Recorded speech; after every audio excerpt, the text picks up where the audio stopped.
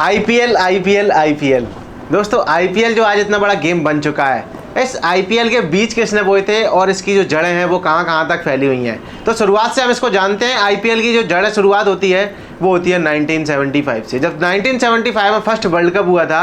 इस world cup को जीता गया था वेस्ट इंडीज़ के द्वारा और लोगों में क्रिकेट की लोकप्रियता काफ़ी जोरों शोरों से बढ़ रही थी। ऑस्ट्रेलिया के एक व्यक्ति जो कि मीडिया कंपनी के मालिक थे, कैरी पेकर, उन्होंने जब इसको ऑब्जर्व किया तो वह समझ चुके थे कि क्रिकेट आगे चल के एक बहुत बड़ा गेम बनने वाला है। इसलिए उन्होंने आईसीसी को अप्रोच किया मीडिया और ब्रॉडकास्टिंग राइट्स के लिए। लेकिन आईसीसी ने उनको ये कहकर मना कर दिया कि आपके पास में कोई एक्सपीरियंस नहीं है, इसलिए हम आपको इसके मीडिया और ब्रॉडकास्टिंग के राइट्स नहीं दे सकते। जब कैरी पेकर को मना कर दिया गया तो कैरी पेकर ने अपनी खुद की एक लीग स्टार्ट की और उस लीग का नाम रखा WSC की शुरुआत करने के बाद में इसमें प्ले करने के लिए प्लेयर्स की भी ज़रूरत थी। तो उस टाइम की जो मोस्ट पॉपुलर टीम्स हुआ करती थी, ऑस्ट्रेलिया, वेस्ट इंडीज़ और इंग्लैंड, इन तीनों के प्लेयर्स के पास में जाके कैरी पेकर ऑफर रखते हैं जिसमें उनसे कहते हैं कि मैं आपको आपकी प्रेजेंट सैलरी का 3 गुना ज़्यादा सैलरी दूंगा।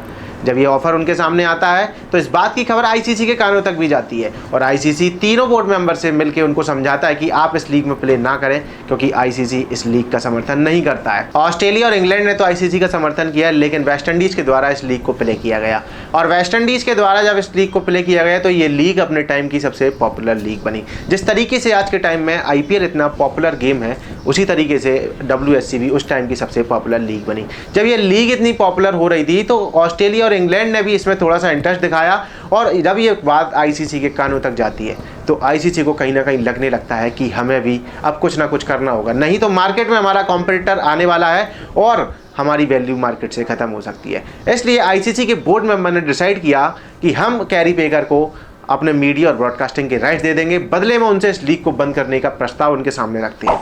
जब यह प्रस्ताव कैरी पेकर के सामने जाता है तो कैरी पेकर इस प्रस्ताव का समर्थन करते हैं और इसको स्वीकार करके अपनी उस लीग को बंद करने का फाइनली डिसीजन ले लेते हैं। बस बदले में आईसीसी के सामने एक शर्त रखते हैं जिसमें वह कहते हैं कि अभी जो प्लेयर इस लीग में प्ले कर रहे थे उन्हें आईसीसी अपने साथ में प्ले करने देगा, वो भी बिना किसी शर्त के। आईसीसी भी उसकी बात को मान लेता है। अब कहानी स्टार्ट होती है इंडिया में। इंडिया में T20 फॉर्मेट आ चुका था और इंडिया में इसी टाइम पर 2002 में जी मीडिया के मालिक थे जिनका नाम था सुभाष चंद्रा। सुभाष चंद्रा ने बीसीसीआई को अप्रोच किया था मीडिया और ब्रॉडकास्टिंग राइट्स के लिए, लेकिन बीसीसीआई ने उनको ये कहकर मना कर दिया था कि आपके पास में कोई एक्सपीरियंस नहीं है, इसलिए हम आपको इसके मीडिया और ब्रॉडकास्टिंग के राइट्स नहीं दे सकते। सुभाष चंद्रा ने 2 साल रुकने के बाद में सन 2004 में एक बार फिर से ट्राई किया। फिर से उनको यही कहकर मना कर दिया गया कि आपके पास में कोई एक्सपीरियंस नहीं है, इसलिए हम आपको इसके मीडिया और ब्रॉडकास्टिंग राइट्स नहीं दे सकते। तो सुभाष चंद्रा ने कैरी पेकर से इंस्पायर होकर के अपनी खुद की एक लीग स्टार्ट की जिसका नाम रखा आईसीएल।